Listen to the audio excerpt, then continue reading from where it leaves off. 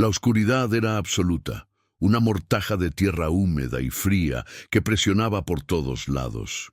Para Xochitl, el aire se había convertido en un lujo olvidado.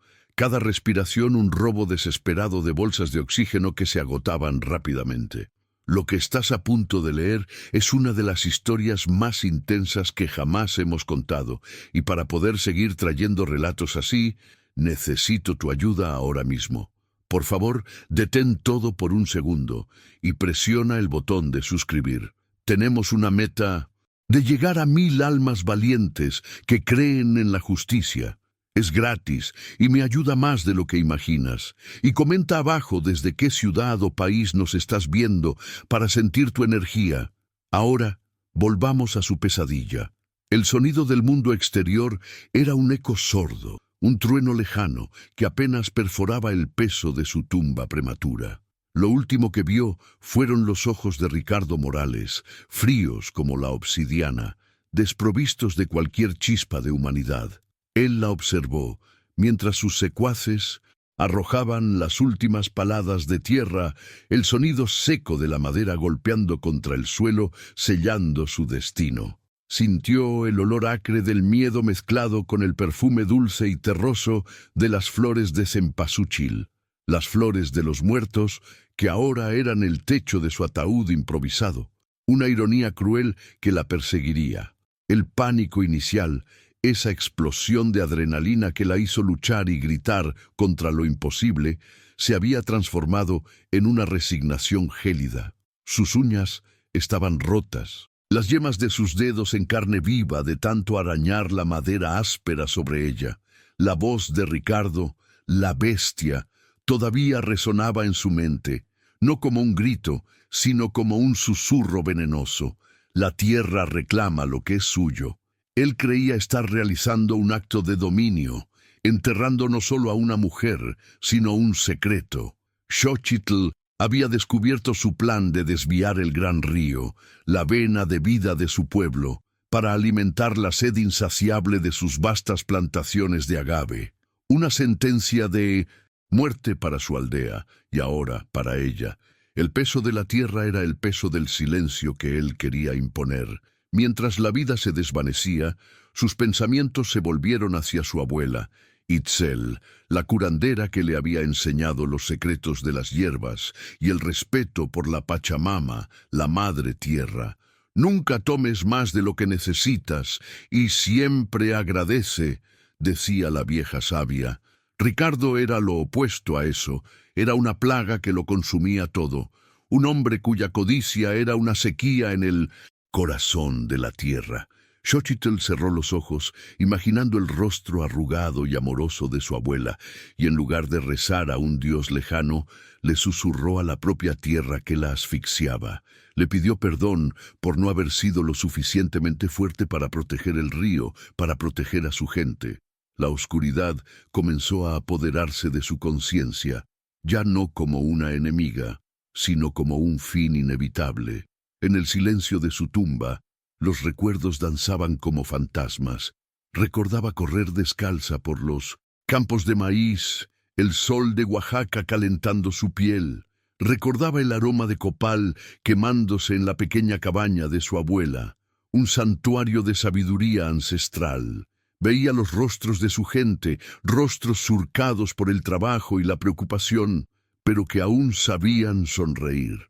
Eran esas las vidas que Ricardo Morales despreciaba, las tradiciones que quería borrar para plantar sus hileras de agave azul, destilando el alma de la tierra en botellas de tequila para hombres ricos en ciudades lejanas. Tláctil. Injusticia de la situación quemaba más que la falta de aire, una brasa de furia que se negaba a apagarse incluso cuando su cuerpo comenzaba a enfriarse y a rendirse a lo inevitable. Ricardo, la bestia Morales, se limpió el polvo de sus costosas botas de cuero, observando el campo de cempasúchil bajo la pálida luz de la luna. Para él, esa tierra era solo otro activo, un número en sus libros de contabilidad. La aldea indígena era una molestia, un remanente de un pasado que estaba decidido a erradicar en nombre del progreso, su hacienda, una fortaleza de piedra y adobe en la cima de la colina, era un testamento de su poder. Desde allí gobernaba con mano de hierro envuelta en un guante de carisma. Traía promesas de trabajo, pero entregaba salarios de miseria. Ofrecía protección, pero era de su propia violencia, de la que el pueblo necesitaba ser protegido. Se creía un dios en esa región, por encima de la ley de los hombres y las leyes de la naturaleza. Se dio la vuelta y montó en su caballo negro, un animal tan imponente e impaciente como su dueño. Sus hombres, los pistoleros que imponían su voluntad, lo siguieron en silencio. La muerte de Xochitl no era nada para ellos, solo una tarea más cumplida, un problema resuelto. Ricardo se alejó cabalgando, el sonido de los cascos del caballo siendo el único ruido en la noche silenciosa, convencido de que había enterrado para siempre a la única persona que se había atrevido a desafiarlo. No sentía remordimiento, solo la fría satisfacción del control restaurado. El río sería suyo, la tierra sería suya, el futuro sería suyo. No sabía que, bajo ese campo de flores anaranjadas, algo más antiguo y poderoso que su codicia se negaba a morir, alimentado por una promesa de venganza. Mientras la conciencia de Xochitl se desvanecía en la oscuridad sofocante, el cielo sobre Oaxaca comenzó a cambiar. Nubes pesadas y oscuras que se habían acumulado sobre las montañas durante todo el día, finalmente se rompieron. La primera gota de lluvia golpeó el suelo seco con un siseo, luego otra y otra más, hasta que un diluvio torrencial se derrumbó sobre la tierra. La tormenta no era común, era una furia de la naturaleza, con relámpagos que rasgaban el cielo y truenos que hacían temblar el suelo. La lluvia empapó el campo de Cempasúchil, transformando el polvo en lodo y ablandando la tierra compactada que cubría la fosa de Xochitl. La propia Pachamama parecía estar llorando de rabia, tratando de lavar la mancha del crimen de Ricardo de su superficie.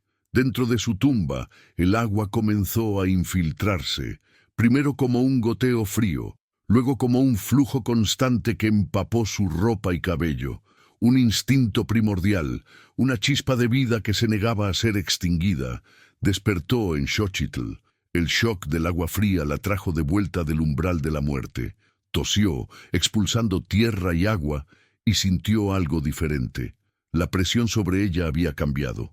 La tierra, ahora saturada por la lluvia, era más maleable.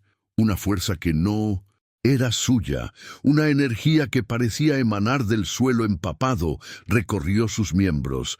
Ya no estaba luchando solo por sí misma, estaba luchando con la fuerza de la tormenta, con la furia de la tierra violada. Con un grito que fue tragado por el lodo, empujó hacia arriba. La madera del ataúd improvisado, debilitada por la humedad, cedió bajo la presión. Sus manos rompieron la superficie, los dedos arañando el lodo como raíces buscando el aire. Fue una lucha brutal, una batalla contra el peso de la tierra y la debilidad de su propio cuerpo. Cada centímetro era una victoria agonizante. El sonido de la lluvia era ensordecedor, el viento aullaba como un espíritu lastimero. Emergió lentamente, cubierta de lodo y pétalos de cempasúchil, pareciendo una aparición nacida de la propia tierra. Ya no era la gentil curandera, era una criatura de lodo y furia, renacida en una noche de tormenta. Se desplomó junto a su fosa abierta jadeando, el aire frío y limpio de la lluvia quemando sus pulmones.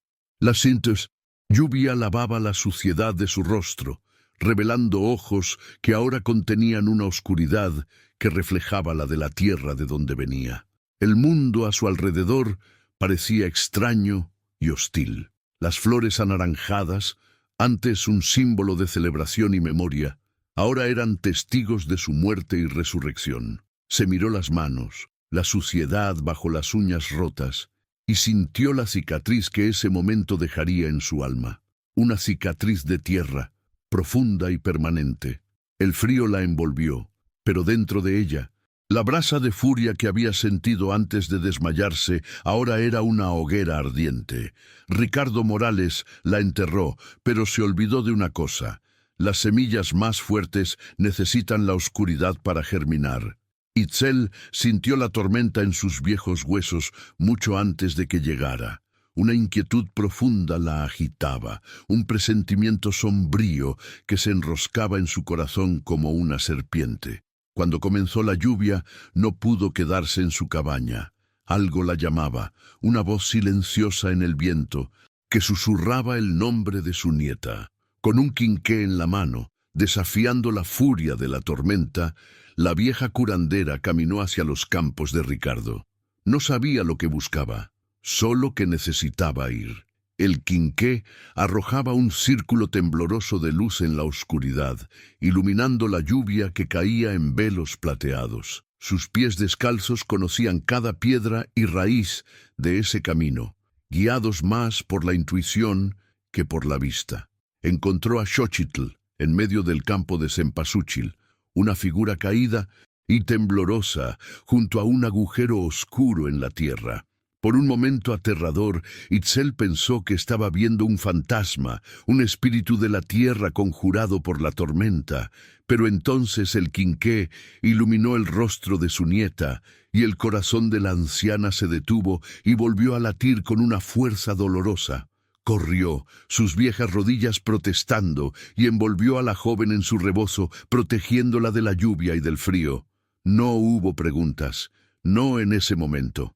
Solo había el reconocimiento silencioso de un horror indescriptible y la urgencia de llevar a Xochitl a un lugar seguro, lejos de ese campo de muerte. De vuelta en la cabaña, el aroma a hierbas y humo de leña llenaba el aire, un contraste reconfortante con el olor a tierra mojada y muerte que se aferraba a Xochitl. Itzel limpió el cuerpo de su nieta con una ternura feroz, lavando el lodo de su cabello y cuidando de sus heridas. Xochitl permaneció en silencio, sus ojos fijos en un punto distante, como si una parte de ella todavía estuviera atrapada bajo la tierra. Temblaba incontrolablemente, no solo de frío, sino del trauma que se había alojado en su alma. La abuela preparó un té fuerte con hierbas calmantes, forzando a la nieta a beber, tratando de devolver el calor y la vida a un cuerpo que se había enfriado demasiado. Los días siguientes transcurrieron en un silencio pesado, roto solo por el crepitar del fuego y el canto de los pájaros afuera. Xochitl apenas comía y no hablaba. Durante el día se sentaba, mirando a la nada, su cuerpo tenso a cada sonido inesperado. Por la noche llegaban las pesadillas. Se despertaba gritando, luchando contra sábanas que se transformaban en la oscuridad sofocante de su tumba. Itzel permanecía a su lado, murmurando antiguas canciones de curación, aplicando ungüentos en sus rasguños e intentando alcanzar a la nieta perdida en la oscuridad de su propia mente. Sabía que las heridas del cuerpo eran las más fáciles de curar. Las del alma necesitarían más que hierbas. Y tiempo. Fue una mañana, una semana después, cuando Xochitl finalmente habló. Su voz era un susurro ronco, un sonido que parecía venir de muy lejos. «Va a pagar, abuela», dijo, sus ojos finalmente enfocados en Itzel, la oscuridad en ellos ahora mezclada con el brillo peligroso de una determinación inquebrantable. Itzel sintió un escalofrío. La nieta que conocía, la joven de espíritu gentil que encontraba alegría en curar, había desaparecido en ese campo de Cempasúchil. En su lugar estaba una mujer forjada en el terror y la venganza.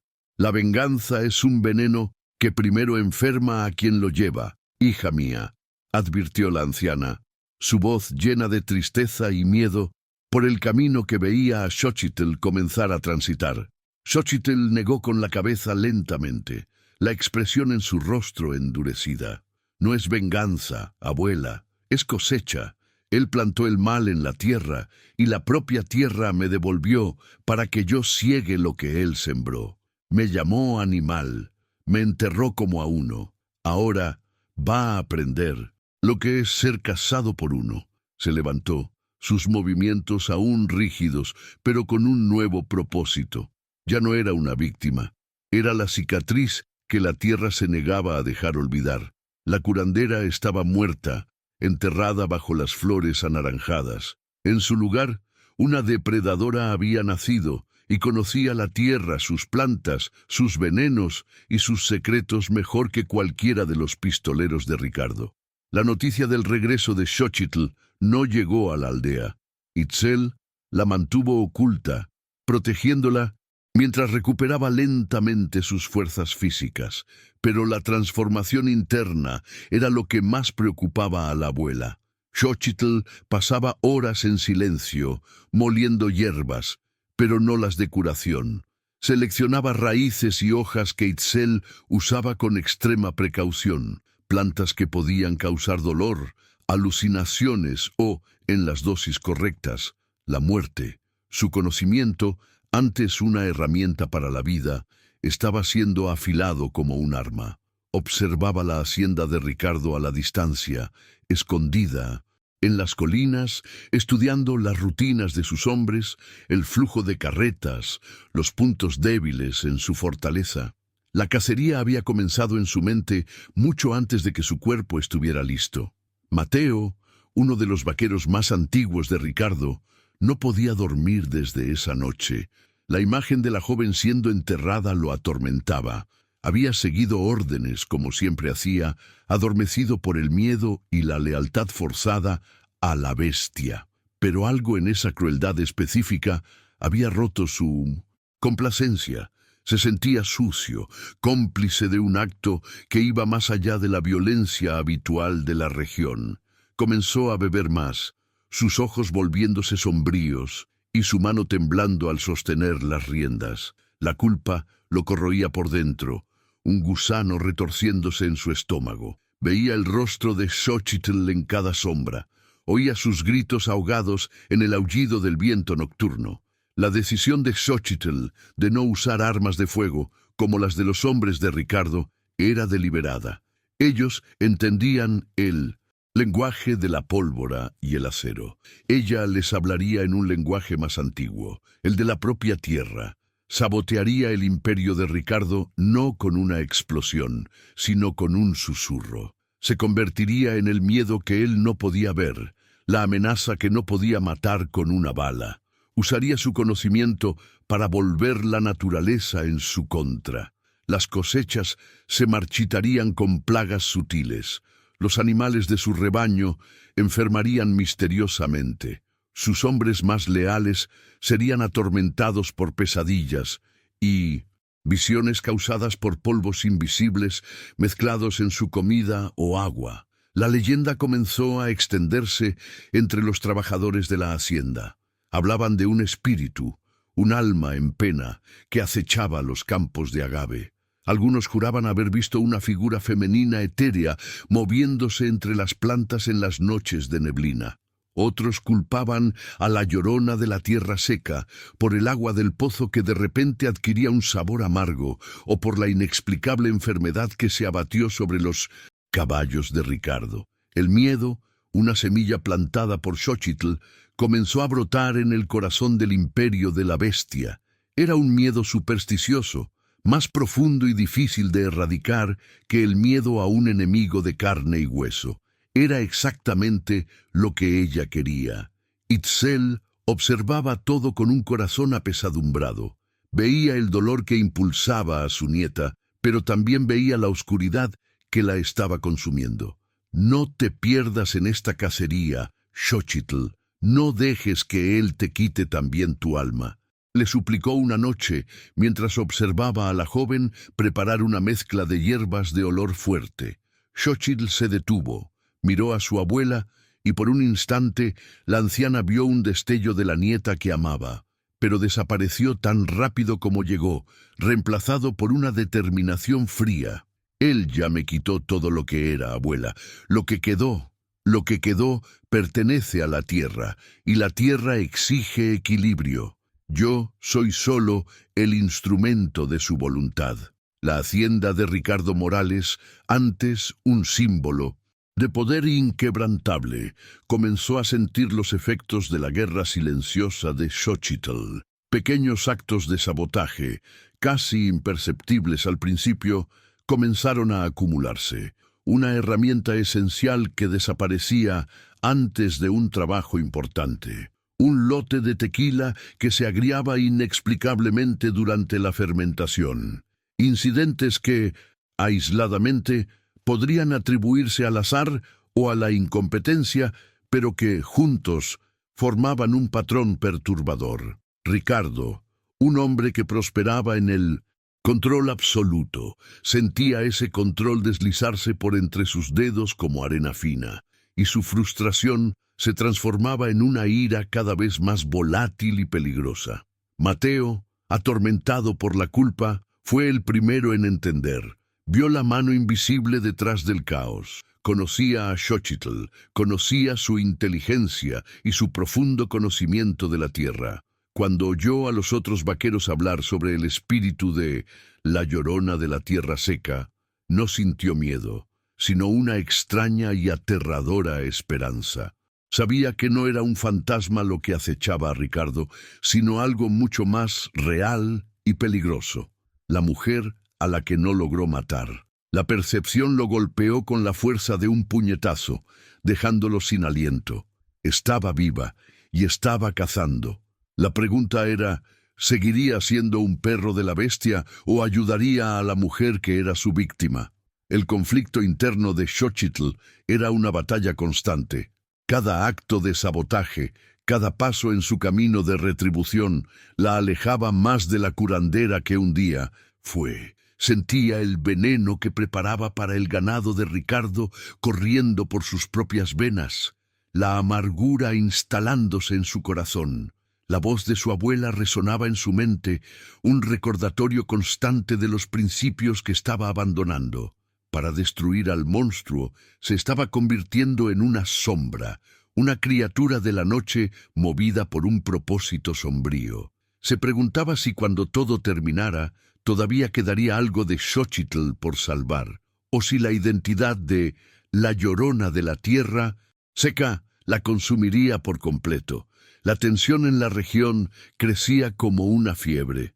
Ricardo, cada vez más paranoico, duplicaba la violencia contra sus propios hombres, sospechando de traición en cada esquina. Las palizas se hicieron más frecuentes, los castigos más severos. No podía entender la naturaleza de la amenaza que enfrentaba. Cómo se lucha contra un fantasma, cómo se le dispara a un susurro. Su impotencia alimentaba su furia, transformando la hacienda en un barril de pólvora a punto de explotar.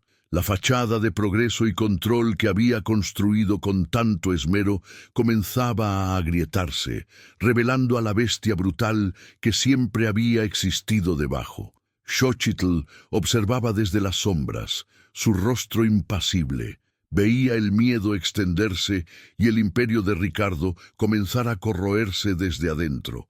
No había alegría en su corazón, solo la satisfacción sombría de un plan que se desarrollaba como se esperaba. Estaba desmantelando el mundo de Ricardo pedazo por pedazo, no atacando al hombre, sino todo lo que él valoraba. Su poder, su reputación, su control. Estaba transformando su fortaleza en una prisión de paranoia, usando su mayor miedo, la pérdida de control, como el arma principal en su contra. La mujer que enterró ahora estaba cavando la tumba de él. La aldea sentía el cambio en el aire. El miedo al poder de Ricardo fue lentamente reemplazado por susurros de esperanza. La leyenda de la Llorona de la Tierra Seca llegó a ellos, pero la interpretaron de manera diferente.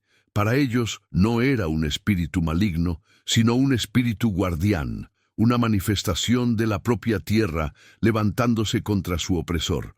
No sabían que era Xochitl, pero sentían que una fuerza estaba luchando por ellos. Pequeños actos de desafío comenzaron a ocurrir. Un trabajador que accidentalmente rompía una herramienta. Una mujer que olvidaba entregar parte de la cosecha. La resistencia silenciosa de Xochitl estaba inspirando la de ellos. Ricardo, en su arrogancia, subestimó a la mujer que intentó matar. La veía como una simple campesina, una inconveniencia a ser removida. Nunca consideró que su conocimiento, que él despreciaba como superstición primitiva, pudiera ser un arma más potente que cualquier rifle. No entendía que la fuerza de ella no provenía del odio, sino de una conexión profunda con la tierra que él solo veía como un recurso a ser explotado. Esa fue la semilla de su ruina, plantada esa misma noche en que arrojó la primera palada de tierra sobre ella. Creía haber cerrado una historia, cuando en realidad solo había escrito el prólogo de su peor pesadilla. Cada noche, Xochitl se sentía más en casa en la oscuridad. Sus sentidos se agudizaron. Podía navegar por las colinas bajo la luz de las estrellas, identificar plantas por el olor en el aire nocturno, oír el crujido de una rama a una distancia imposible. La tierra ya no era solo su hogar, era su aliada, su escudo y su arsenal. Se movía con el sigilo de un depredador nocturno, una sombra entre las sombras, siempre observando, siempre planeando su próximo movimiento. La metamorfosis estaba casi completa. La chica que fue enterrada estaba muerta, y enterrada de verdad. La mujer que emergió era la personificación de la resiliencia, una fuerza de la naturaleza lista para la cosecha. La introducción a esta historia de supervivencia y retribución nos muestra cómo la oscuridad puede forjar la más fuerte de las voluntades. Si crees que de las cenizas puede surgir el fuego, que la semilla enterrada puede romper el suelo con una fuerza implacable, entonces únete a nosotros en este viaje. Queremos construir una comunidad que aprecie historias de superación y justicia. Suscríbete al canal para no perderte ningún capítulo de la saga de Xochitl. Nuestra meta es llegar a 1000 suscriptores que, como ella, creen en la fuerza del espíritu humano. Dinos en los comentarios desde qué ciudad o país estás viendo. Tu presencia nos fortalece para seguir contando historias como esta. La guerra silenciosa de Xochitl se intensificó, volviéndose más audaz con cada ciclo de la luna. Abandonó las pequeñas molestias y pasó a atacar directamente la psique de Ricardo. Utilizando su conocimiento de plantas alucinógenas, contaminó sutilmente el barril personal de mezcal de la bestia. La dosis no era letal, sino diseñada para perturbar el sueño, para invadir la fortaleza de su mente con terrores nocturnos. Ricardo, un hombre que nunca había temido a nada, comenzó a despertarse empapado en sudor, gritando a sombras que se retorcían en su lujosa habitación. En sus sueños estaba de vuelta en el campo de Cempasúchil, pero era él quien estaba en la tumba, con las manos de Xochitl arrojando tierra sobre su rostro, asfixiándolo lentamente. Durante el día, la paranoia alimentada por las noches sin dormir lo consumía. Veía traición en los ojos de sus hombres más leales, acusándolos de robo e incompetencia por problemas que no podía explicar. Un día, golpeó brutalmente a un joven secuaz por dejar una puerta abierta, un error trivial que en otros tiempos habría merecido solo un grito. Ahora resultaba en una furia ciega. Los hombres comenzaron a temerle no como un líder fuerte, sino como un animal rabioso e impredecible. La lealtad que había comprado con dinero y miedo comenzó a desgastarse, corroída por la inestabilidad de su amo. La leyenda de la Llorona de la Tierra Seca parecía más plausible cada día que pasaba, pues solo un tormento espiritual podría quebrar a un hombre como Ricardo. Xochitl observaba la decadencia desde lejos, su corazón un nudo de emociones contradictorias. Había una satisfacción fría en ver al hombre que la destruyó deshacerse, pero también había un vacío creciente. Cada acto de venganza era como beber agua salada para saciar la sed. Aliviaba por un momento, pero la dejaba más vacía que antes. Se movía por los paisajes áridos de Oaxaca como un fantasma. Su hogar ya no era la cabaña de su abuela, sino las cuevas y grietas de las montañas que Rodeaban el valle. Se había convertido en una criatura salvaje, en sintonía con los ciclos de la naturaleza de una manera que pocos humanos podrían comprender, pero peligrosamente distante de la mujer que un día fue, la curandera que se maravillaba con el florecimiento de una flor. El veneno que esparcía en el mundo de Ricardo también la envenenaba a ella. Se sorprendía hablando sola, debatiendo con la voz de su abuela en su cabeza. A veces, al mirar su reflejo en un charco de agua, no se reconocía, solo veía un par de ojos duros, rodeados por un rostro delgado y endurecido por el sol y el odio. El olor a tierra húmeda, antes un recuerdo de terror, ahora era un olor de poder, un recordatorio constante de su resurrección y de su propósito. Se estaba convirtiendo en la personificación de su propia venganza, una fuerza de la naturaleza enfocada en un único objetivo, la erradicación de Ricardo Morales y todo lo que representaba. Sabía que estaba en un camino sin retorno. Mateo fue testigo de la creciente brutalidad de Ricardo, con un nudo de culpa y miedo en el estómago. La golpiza al joven secuaz fue la gota que colmó el vaso. Vio en los ojos del muchacho la misma inocencia aterrorizada que había visto en los de Xochitl momentos antes de ser enterrada. Esa noche, Mateo tomó una decisión. No podía enfrentar a la bestia directamente, pues eso sería un suicidio, pero tampoco podía seguir siendo uno de sus perros. Actuando bajo el manto de la oscuridad, tomó una cantimplora de agua fresca y un trozo de carne seca, y los dejó en una antigua capilla abandonada en las colinas, un lugar que los locales evitaban, pero que él sabía que era un refugio perfecto. Era una ofrenda ciega, una plegaria silenciosa de que ella la encontrara. No dejó ninguna nota, ninguna señal de quién era. Era un acto de penitencia, un pequeño paso para librarse de la mancha en su alma. No sabía si Xochitl estaba viva o si realmente era un espíritu que acechaba la hacienda. Pero, de cualquier manera, la ofrenda era para ella. Esperaba que, si era de carne y hueso, eso la ayudara. Y si era un espíritu, que eso aplacara su ira y tal vez le trajera un poco de paz. Mateo comenzó a realizar estos pequeños actos de sabotaje y apoyo. Accidentalmente dejaba portones abiertos para que el ganado de Ricardo deambulara, o olvidaba apretar la rueda de una carreta, siempre de maneras que no podían ser rastreadas hasta él. Estaba librando su propia guerra silenciosa. Xochitl encontró la ofrenda de Mateo unos días después. Su primera reacción fue de sospecha. Rodeó la capilla abandonada como un lobo, olfateando el aire, buscando señales de una trampa. Pero no había nada, solo la cantimplora y la comida dejadas sobre el altar de piedra en ruinas. Reconoció la cantimplora, pertenecía a Mateo. La confusión la invadió. ¿Por qué uno de los hombres que la enterraron la ayudaría? ¿Sería un truco?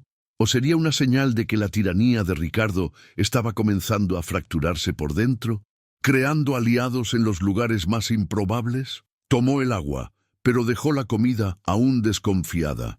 Pero el gesto plantó una semilla de duda en su mente. Llevó su confusión a Itzel, en una de sus raras visitas a la cabaña bajo el velo de la noche. Uno de los perros de la bestia me dejó agua. ¿Por qué?, preguntó, su voz áspera por la falta de uso. Itzel miró a su nieta, el rostro una máscara de preocupación. Hasta el suelo más duro puede agrietarse y permitir que una flor crezca, hija mía. La culpa es una semilla poderosa. Quizás este hombre está tratando de encontrar su propia redención. La abuela vio en esa pequeña grieta de duda una oportunidad para alcanzar el alma de su nieta. Eso no cambia nada, replicó Xochitl, más para convencerse a sí misma que a su abuela. Un vaso de agua no borra el crimen que ayudó a cometer. Cuidado, Xochitl, continuó Itzel, su voz suave pero firme. Estás tan enfocada en destruir a tu enemigo que puedes no ver al aliado a tu lado. La venganza ciega, Pinta el mundo entero con el mismo color oscuro. No dejes que te impida ver los pequeños puntos de luz. La conversación dejó a Xochitl inquieta. La certeza de su camino, antes tan clara y absoluta, ahora tenía una pequeña grieta. El acto de Mateo la obligó a confrontar una verdad incómoda. El mundo no era simplemente blanco y negro. Había tonos de gris, hombres que cometían actos monstruosos, pero que aún llevaban un vestigio de humanidad, una chispa de conciencia. Esta complejidad era una carga que no quería llevar. Era más fácil ver a todos los hombres de Ricardo como monstruos, extensiones de su voluntad maligna. La posibilidad de redención para uno de ellos complicaba su misión. La contaminaba con la necesidad de juicio y misericordia, emociones que había enterrado junto con su antiguo yo. Se encontró en un dilema profundo, una encrucijada moral en medio de su guerra de guerrillas. Su viaje de venganza la estaba obligando a convertirse en jueza, y no estaba segura de estar preparada para cargar ese peso, o si ya no se había vuelto tan implacable como el hombre que cazaba.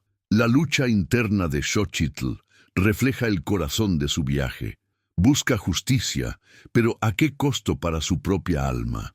¿Qué harías tú en su lugar? ¿Aceptarías la ayuda de alguien que participó en tu mayor trauma? ¿O lo verías como una pieza más en el juego de tu enemigo? Comparte tu opinión en los comentarios. Tu perspectiva enriquece nuestra historia y nos ayuda a explorar las profundidades de estos dilemas. Creemos que cada elección, por pequeña que sea, define en quién nos convertimos, y la de Xochitl está en un punto crítico. Participa en la conversación y dinos qué camino crees que debería seguir. Mientras Xochitl luchaba con sus demonios internos, el tiempo avanzaba, trayendo consigo los preparativos para el Día de Muertos. En la aldea, la atmósfera se transformó. El miedo dio paso a una reverencia solemne y a una vibrante celebración de la vida y la memoria. Las familias limpiaban las tumbas de sus seres queridos, construían altares coloridos en sus hogares, adornados con flores de cempasúchil, velas, calaveras de azúcar y las comidas y bebidas favoritas de los que partieron. El aroma del pan de muerto y el copal flotaba en el aire, un puente perfumado entre el mundo de los vivos y el de los espíritus. Era un tiempo de conexión, de recordar que la muerte no era un fin, sino una continuación. Para Ricardo, el Día de Muertos era una oportunidad para reafirmar su poder.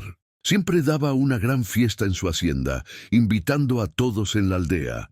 Era un acto de falsa generosidad, una manera de mantener la ilusión de que era un patrón benevolente y no un tirano.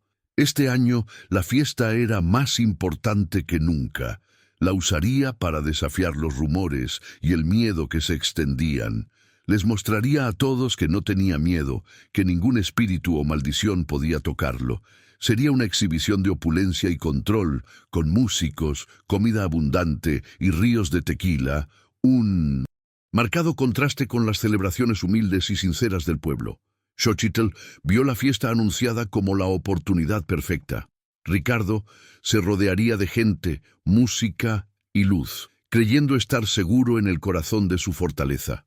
Pero ella lo atacaría no con veneno o sabotaje, sino con la única arma que él no podría combatir, la verdad. Usaría las propias tradiciones del Día de Muertos en su contra. La celebración que honra a los muertos sería el escenario para el enfrentamiento con la mujer, que él creía muerta. No iría a matar, sino a aterrorizar, a plantar la semilla final de su destrucción en su mente, mostrándole que su crimen no quedaría enterrado. En la noche de la fiesta, Xochitl se preparó. No usó sus hierbas oscuras, sino los pigmentos naturales que las mujeres de su pueblo usaban para las ceremonias. Pintó su rostro a imagen de la calavera Catrina, el elegante esqueleto que simboliza la muerte en el folclore mexicano. Pero añadió detalles sutiles. Un pequeño rasguño en la mejilla, exactamente donde una rama la arañó mientras era arrastrada a su tumba, y un rastro de tierra bajo los ojos, como lágrimas de lodo. Eran marcas que solo Ricardo reconocería. Envuelva en un rebozo oscuro, se mezclaría con la multitud. Un espectro real entre los juerguistas disfrazados. La hacienda vibraba con la luz de cientos de velas y antorchas. La música de los mariachis llenaba el aire, casi ahogando la tensión que flotaba bajo la superficie festiva. Ricardo estaba en su elemento, riendo a carcajadas, sirviendo mezcal, estrechando las manos de los hombres cuyas tierras codiciaba. Proyectaba una imagen de poder y confianza, pero sus ojos se movían constantemente, escudriñando las sombras, delatando la paranoia que lo consumía.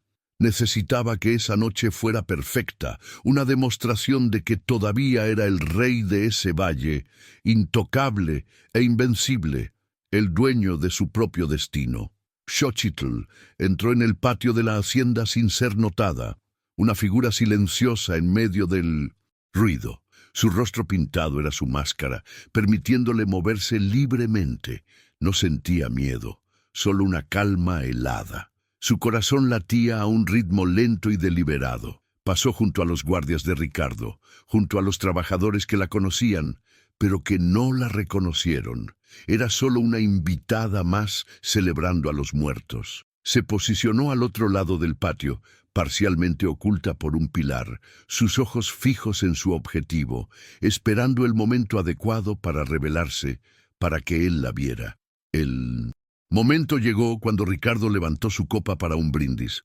La música se detuvo por un instante y un silencio relativo cayó sobre la multitud. Fue entonces cuando Xochitl dio un paso hacia la luz de una antorcha. No dijo nada, solo lo miró fijamente. Sus ojos, la única parte viva en su rostro de calavera, se encontraron con los de él. Por un segundo, Ricardo pareció confundido, viendo solo a otra invitada disfrazada. Luego, su mirada se centró en los detalles. El rasguño, las lágrimas de «en tierra». El reconocimiento lo golpeó como un rayo.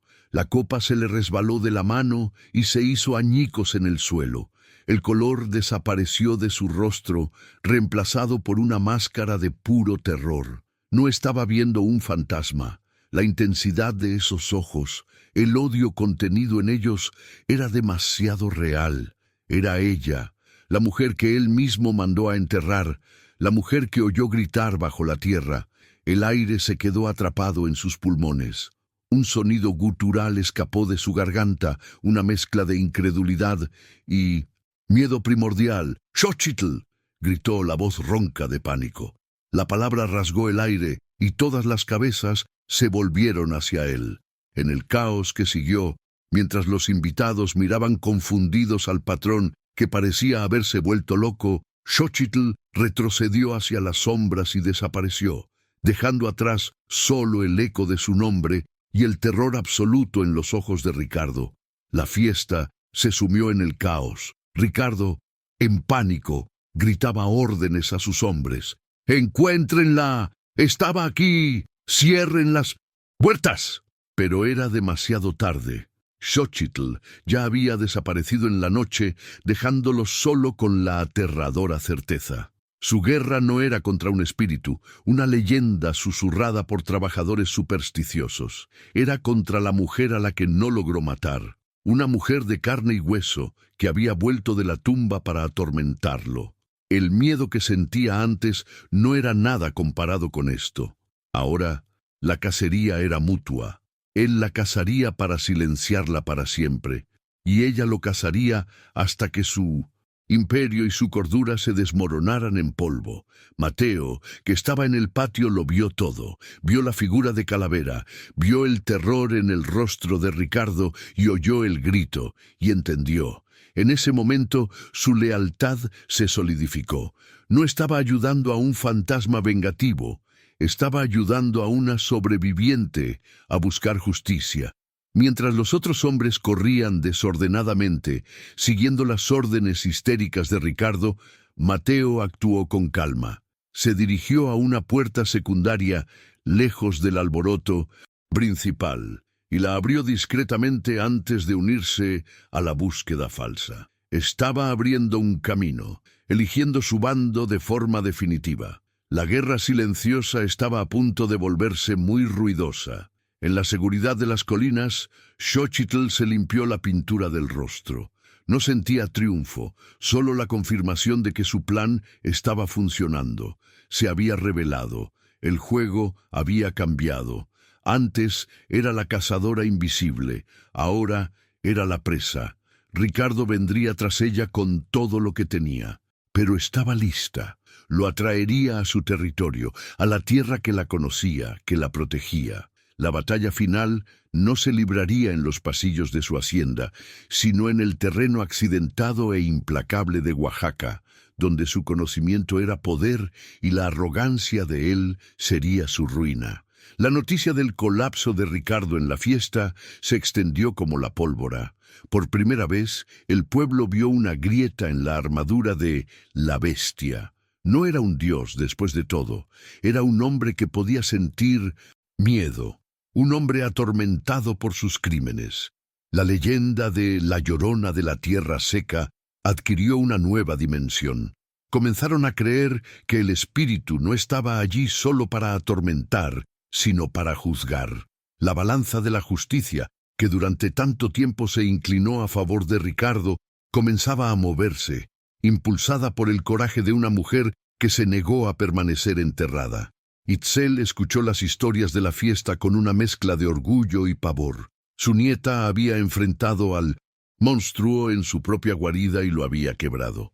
Pero la vieja sabia sabía que un animal acorralado es el más peligroso. La respuesta de Ricardo sería brutal e indiscriminada. La guerra estaba entrando en su fase más sangrienta, y temía que, aunque Xochitl ganara, la victoria le costaría los últimos vestigios de su humanidad. Encendió una vela a los antiguos espíritus, no pidiendo la victoria, sino protección para el alma de su nieta, para que no se perdiera para siempre en la oscuridad que la venganza exigía. La noche terminó con Ricardo encerrado en su despacho, la botella de mezcal en la mano, pero no bebía. Miraba la oscuridad de afuera, viendo el rostro de Xochitl en cada sombra. El miedo se había transformado en una furia helada. La humillación ardía en sus venas. Ella lo había hecho parecer un loco delante de todos. La mataría. Esta vez, él mismo haría el trabajo. La quemaría hasta que no quedaran ni cenizas. La borraría de la existencia. Pero, en el fondo de su mente, una pregunta aterradora persistía, minando su ira. ¿Cómo se mata algo que ya ha vuelto de la muerte? La furia de Ricardo Morales se convirtió en una tormenta de fuego que barrió la región. Consumido por la humillación y por un miedo que se manifestaba como ira, ofreció una cuantiosa recompensa por la cabeza de Xochitl, convirtiendo a cada uno de sus hombres en cazarrecompensas sedientos. Las búsquedas eran brutales e indiscriminadas, aterrorizando a la aldea con la esperanza de que alguien, por miedo o codicia, revelara su paradero. Mateo observó esta escalada de violencia con el corazón apesadumbrado. Sabía que Ricardo no se detendría hasta encontrarla y que en el proceso destruiría todo y a todos a su paso. La neutralidad ya no era una opción. El silencio lo convertiría en cómplice de una masacre inminente. Necesitaba actuar, y rápido, para darle a Xochitl la oportunidad de luchar en sus propios términos. Con el pretexto de inspeccionar una cerca lejana, Mateo cabalgó hasta la capilla abandonada, su punto de encuentro silencioso. Allí dejó un nuevo recado, no de comida, sino de información, el arma más poderosa que podía ofrecerle. Escribió con un trozo de carbón en una astilla de madera que Ricardo, obsesionado con acelerar la producción de su tequila, supervisaría personalmente la cosecha nocturna en el campo de agave junto al lecho seco del río, el mismo campo que bordeaba el cementerio de flores de Cempasúchil. Estaría allí en 3 noches, durante la luna nueva. Era la oportunidad que Xochitl esperaba, la oportunidad de atraer a la bestia al mismo suelo sagrado donde ella renació. Al encontrar el mensaje, una calma mortal se apoderó de Xochitl. La cacería reactiva había terminado. Ahora ella dictaría el campo de batalla. Las 3 noches siguientes fueron de preparación febril. No construyó una fortaleza, sino que tejió una trampa con los hilos de la propia naturaleza. Cavó fosos poco profundos, escondidos bajo una alfombra de pétalos de naranja, vibrante. Aflojó la tierra en ciertas áreas para que se convirtiera en un lodazal con el menor peso. En ramas bajas, colgó manojos de ortigas y espinas venenosas posicionados para arañar el rostro de un hombre a caballo. No estaba preparando un campo para una lucha, sino un altar para un juicio, donde la tierra sería la jueza y el verdugo. En la noche de la luna nueva, la oscuridad era total, un terciopelo negro que se tragaba la luz y el sonido. El aire estaba cargado con el perfume dulce y fúnebre de las flores de cempasúchil. Ricardo llegó, como estaba previsto, acompañado por un puñado de sus pistoleros más crueles. Su arrogancia era una armadura, pero la oscuridad del campo lo ponía visiblemente tenso. Gritaba órdenes a los trabajadores, su voz sonando anormalmente alta en el silencio opresivo. Quería que la cosecha terminara rápidamente. Ese lugar lo atormentaba y sentía el peso de 1000 ojos invisibles sobre él, observándolo desde ese mar de flores anaranjadas que se mecían suavemente con la brisa nocturna. Entonces comenzó el sonido, una melodía fina y etérea, tocada en una flauta de hueso, que parecía venir de todas partes y de ninguna a la vez. Era una canción fúnebre de su pueblo, una melodía que Xochitl solía tocar en ceremonias para honrar a los espíritus. Ahora, en la oscuridad, sonaba como un lamento de otro mundo. Los trabajadores supersticiosos se detuvieron, sus rostros convirtiéndose en máscaras de miedo. Los pistoleros de Ricardo sacaron sus armas, girando en círculos, disparando a sombras que danzaban en la periferia de su visión. La música fue la primera oleada del ataque, diseñada para quebrar su coraje y sembrar el pánico. Uno de los hombres de Ricardo, galopando descontroladamente hacia la fuente percibida de la música, gritó cuando su caballo tropezó en un foso oculto, arrojándolo al suelo. Antes de que pudiera levantarse, un dardo soplado desde la oscuridad lo alcanzó en el cuello y cayó en un sueño profundo y sin sueños. Otro, intentando flanquear, se enredó en una red de lianas espinosas que lo atrapó. Uno por uno, los hombres de Ricardo fueron neutralizados, no con violencia mortal, sino con la astucia silenciosa del bosque. Xochitl lo separó de su amo, desmantelando su jauría de lobos hasta que el alfa quedó solo, vulnerable y completamente rodeado por la oscuridad y el sonido espeluznante de la flauta. Ahora solo, el miedo de Ricardo finalmente se convirtió en terror puro. La oscuridad del campo de cempasúchil se volvió un laberinto viviente. Llamó a sus hombres, pero solo el eco y la melodía inquietante respondieron. «¡Aparece, demonio!», le gritó a la noche, su voz delatando el pánico que sentía. Comenzó a correr, tropezando en la tierra irregular, los pétalos suaves bajo sus pies, pareciendo aferrarse a sus botas. Fue entonces cuando su voz llegó, un susurro que parecía emanar del propio suelo. «La tierra reclama lo que es suyo, Ricardo». Eran las mismas palabras que él había usado, ahora convertidas en una sentencia. Se dio la vuelta, disparando su pistola en dirección al susurro. El destello del arma iluminó brevemente las interminables hileras de flores, pero no reveló nada. Corrió de nuevo, el pánico apoderándose de su razón, solo para ser recibido por otro susurro desde una dirección diferente. «¿Hueles la tierra, Ricardo? ¿El olor de tu propia tumba?» Lo estaba cazando, jugando con él, obligándolo a experimentar la misma impotencia y terror que ella sintió. Él era el invasor en su santuario, la presa en su territorio, y cada paso que daba lo hundía más en su propia desesperación, el laberinto de flores cerrándose a su alrededor. Finalmente, tropezó y cayó, la pistola volando de su mano y desapareciendo en el mar de flores. Se levantó cubierto de tierra y pétalos, el olor de su casi víctima ahora en su propia ropa. Estaba desarmado, perdido y aterrorizado. Xochitl emergió de las sombras, no como un fantasma, sino como una mujer de carne y hueso, su rostro una máscara de furia controlada. No llevaba un arma de fuego, sino un cuchillo de obsidiana afilado, su superficie negra y vítrea reflejando la escasa luz de las estrellas. Se acercó lentamente, cada paso un golpe sordo que resonaba con el latido del corazón aterrorizado de Ricardo. Él retrocedió, cayendo hacia atrás. «Aléjate de mí», tartamudeó, el poderoso cacique reducido a un hombre patético, implorando en el suelo. «Te doy lo que quieras, tierras, dinero, cualquier cosa». Xochitl se detuvo frente a él, la punta del cuchillo de obsidiana brillando. «Me quitaste la vida, Ricardo. Intentaste borrarme de la tierra. No hay dinero que pueda comprar eso de vuelta». Levantó el cuchillo, y en sus ojos Ricardo vio su propio final. Vio la oscuridad de su tumba esperándolo, y cerró los ojos, preparándose para el golpe final. Ese era el momento de la verdad para Xochitl.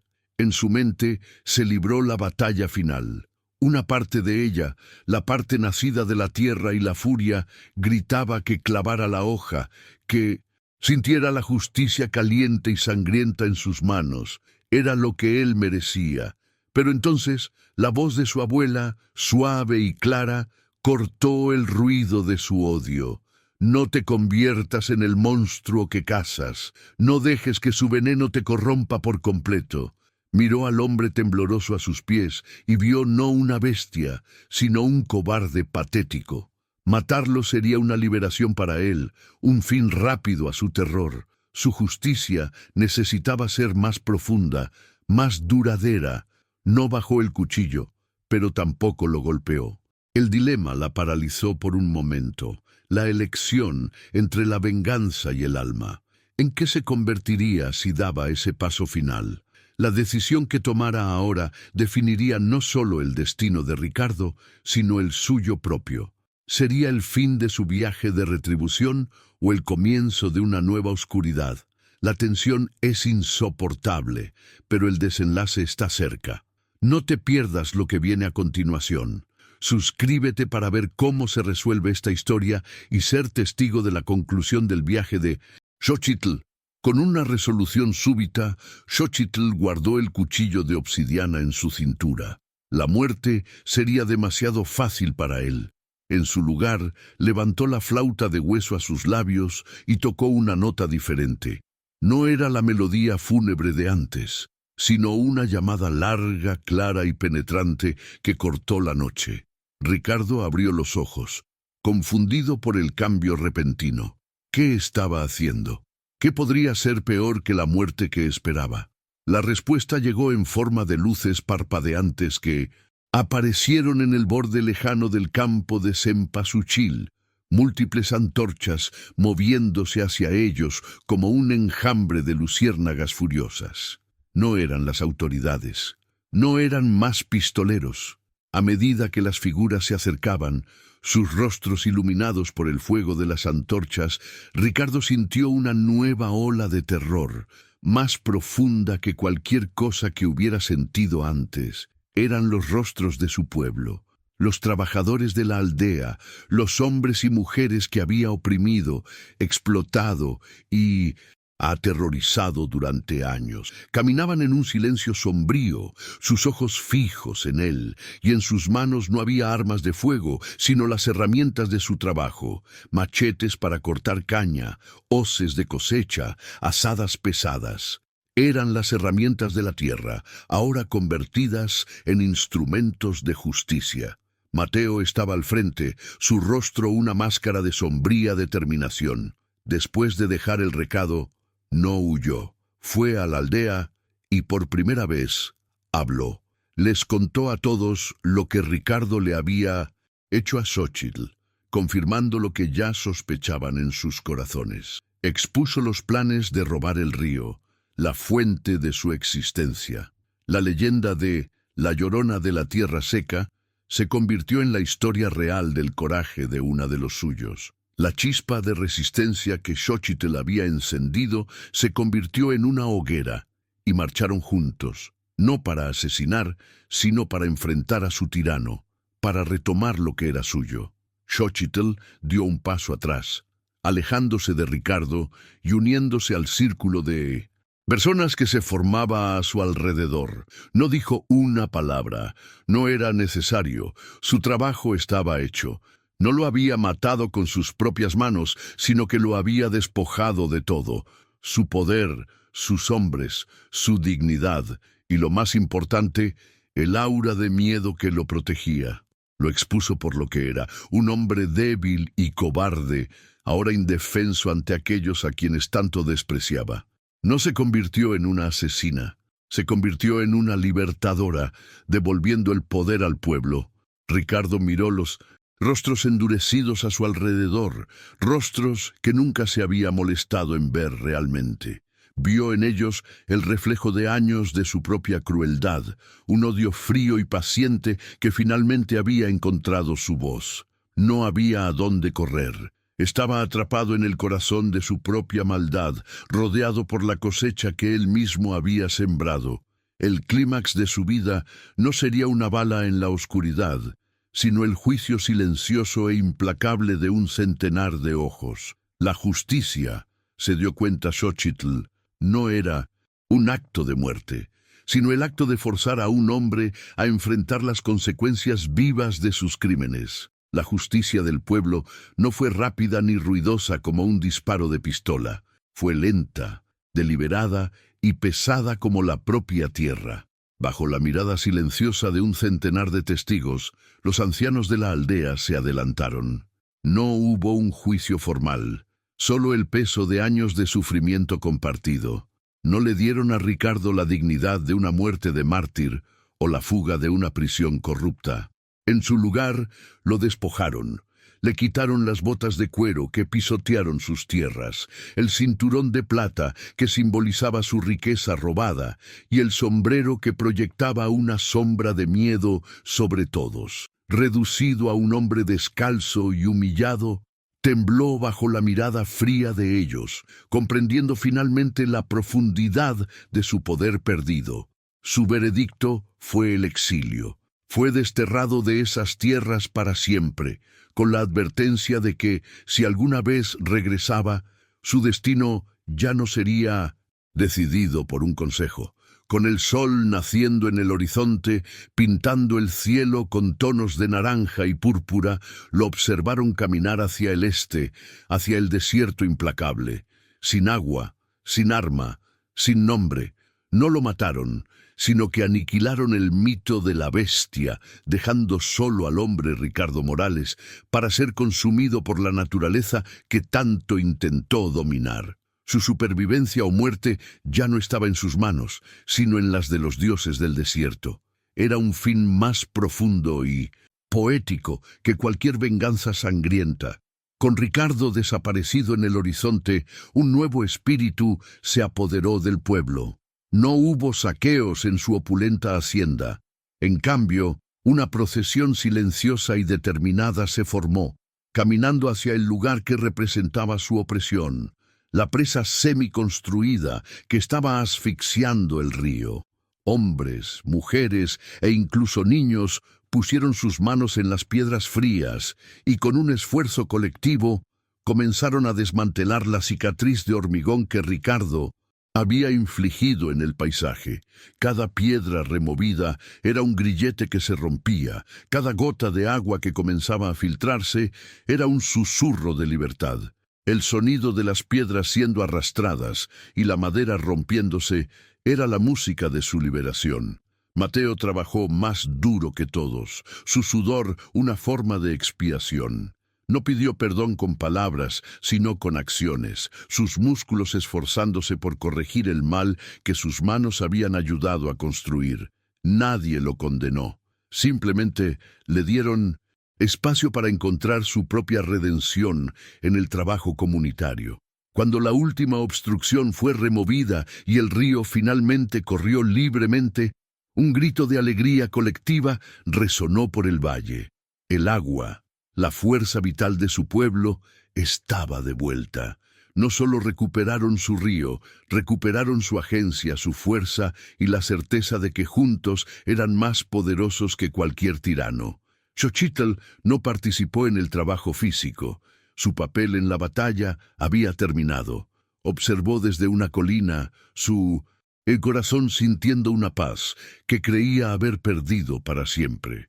La hoguera de la venganza que la había consumido se había extinguido, dejando atrás las brasas calientes de un nuevo propósito.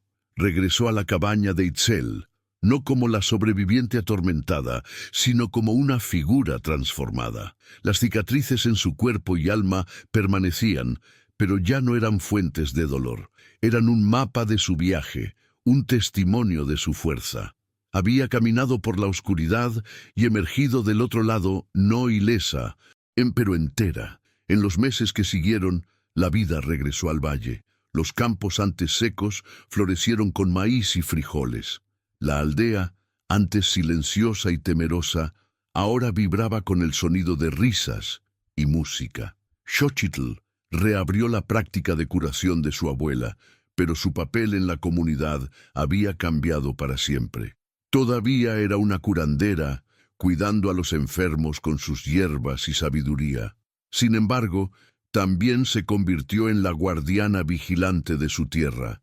La gente la buscaba no solo para curar enfermedades, sino también para obtener consejo y liderazgo. Se convirtió en la conciencia de su pueblo, un recordatorio vivo de su poder para resistir y florecer.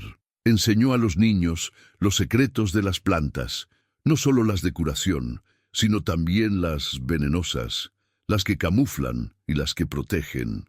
Conocer la tierra no es solo amarla, decía, es entender su poder, tanto para crear como para destruir. Debemos ser amables, pero nunca debemos ser débiles. Su experiencia no la endureció de forma amarga. En cambio, le dio una sabiduría profunda. Entendía que la verdadera fuerza no residía en la capacidad de infligir dolor, sino en la resiliencia para soportarlo y en la sabiduría para asegurar que nunca más fuera infligido a su pueblo. La hacienda de Ricardo quedó vacía, una cáscara hueca que servía como recordatorio del poder que había sido derrocado. Nadie la reclamó. En cambio, la naturaleza comenzó a recuperarla lentamente. Las enredaderas trepaban por sus paredes de piedra y el viento silbaba por sus ventanas rotas. Se convirtió en un monumento silencioso a la arrogancia de un hombre y a la fuerza de una comunidad. El pueblo no necesitaba su fortaleza. Se tenían el uno al otro, y eso era más fuerte que cualquier muro que el dinero pudiera construir. Aprendieron que su riqueza no estaba en los edificios, sino en la salud de su tierra y en la unidad de su gente. Durante la primera fiesta de la cosecha después de la liberación del río, la aldea estalló en 1900 colores y vida. Hubo baile, comida y gratitud. Itzel observó a su nieta desde el otro lado de la plaza. Xochitl se reía, un sonido genuino y libre. Sus ojos aún llevaban la sombra de su prueba, pero ahora brillaban con una luz interior que era inconfundible. Ya no era la semilla enterrada en la oscuridad, ni la enredadera espinosa de la venganza. Era la flor que finalmente había florecido bajo el sol, sus raíces más profundas y más fuertes que nunca, firmemente plantadas en la tierra que tanto amaba. Encontró a Mateo en medio de la celebración. No hablaron del pasado, no era necesario. Él simplemente le ofreció un pequeño cactus en flor en una maceta de barro. Por un nuevo comienzo, dijo, su voz firme. Xochitl aceptó con un asentimiento, un gesto de reconocimiento y paz. El perdón era un proceso largo, pero la aceptación era un comienzo. Ambos habían sido marcados por el mismo fuego, y ambos habían elegido reconstruirse a partir de las cenizas, encontrando un nuevo propósito en la restauración de la comunidad que casi habían perdido. Más tarde esa noche, Xochitl caminó sola hasta el campo de Cempasúchil. Las flores se mecían bajo la luz de la luna, sus pétalos anaranjados brillando como brasas suaves. Este lugar, que una vez fue su tumba y su campo de batalla, ahora era simplemente un lugar de belleza y memoria. Ya no era una cicatriz en su alma, sino un símbolo de su resurrección. La tierra la había llevado a las profundidades y luego la había devuelto, más fuerte que antes. Se arrodilló y tocó el suelo, no con miedo o ira, sino con una profunda y silenciosa gratitud. Era hija de esa tierra en todos los sentidos de la palabra. El ciclo estaba completo. La muerte había dado paso a la vida. El miedo había dado paso a la fuerza. La tiranía había dado paso a la comunidad. La historia de Xochitl sirvió como una leyenda para las generaciones futuras, un cuento sobre una mujer que se negó a ser borrada, que se convirtió en la voz de una tierra que no podía hablar. Era la prueba de que incluso en la oscuridad más profunda, una única semilla de resiliencia, nutrida por la memoria y la justicia, puede romper la superficie y florecer de una manera que nadie jamás imaginó. Intentaron enterrarla, sin saber que era una semilla. El viaje de Xochitl nos enseña que la verdadera fuerza a menudo se encuentra no en la venganza, sino en la capacidad de reconstruirse y de levantar a quienes nos rodean. ¿Crees que la justicia del pueblo es más poderosa que la ley de los hombres? Deja tu reflexión en los comentarios sobre lo que esta historia significó para ti. Queremos seguir trayendo narrativas que nos inspiren a encontrar nuestra propia fuerza en las adversidades. Si te emocionaste con la resiliencia de Xochitl y el coraje de su pueblo, suscríbete a nuestro canal para más historias emocionantes que celebran el espíritu indomable de la humanidad. La cosecha final no fue de agave ni de venganza, sino de esperanza. Y en el valle, ahora libre y verde, el pueblo finalmente pudo disfrutar de los frutos de su propia tierra, protegidos por una guardiana que conocía el precio de la libertad y el poder que reside bajo la superficie. La cicatriz de tierra se había curado, transformándose en un testimonio duradero de que nada que está verdaderamente arraigado puede ser destruido para siempre. La tierra siempre recuerda, y la tierra siempre, al final, restaura el equilibrio.